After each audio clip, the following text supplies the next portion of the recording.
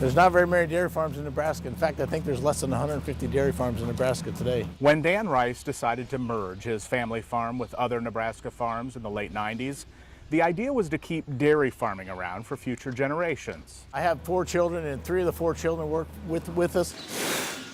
Originally, I started with 27 cows, and we've built up to 1,300 cows milking a day.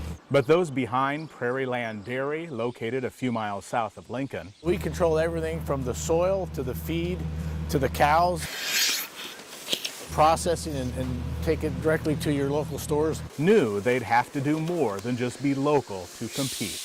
We're smaller and don't handle near the volumes that the big guys do, so we have to be more efficient and find out other ways to compete. And the pouch gave us that price advantage to be able to do that. The pouch, the plastic bag full of milk that's replaced the carton in 150 schools in Nebraska, Iowa, and Colorado. They used to have cartons, but now they have them in bags for some reason. Third grader Jordan Tilford doesn't understand the economics of the school lunch and her strawberry milk, but ask her to compare opening the pouch to the old standby milk carton. It's easier because then you wouldn't have to stick your finger in and it wouldn't hurt your nails so much. 2 years ago, when Norris Schools decided to go with the pouches, they wondered if the kids would have trouble using them, so they had a training day.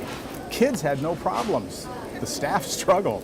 The idea of jamming a straw anywhere in a bag of milk didn't seem strange for the youngsters. Was it hard for people to accept the pouch? It looks different than a carton, of course. So people our age, yeah, it's really hard for them to accept it because they're not used to it. But the kids today are used to the Capri Suns and those types of things, so they have no problem at all with the pouches. On average, a cow at Prairie Land Dairy produces 10 gallons of milk a day.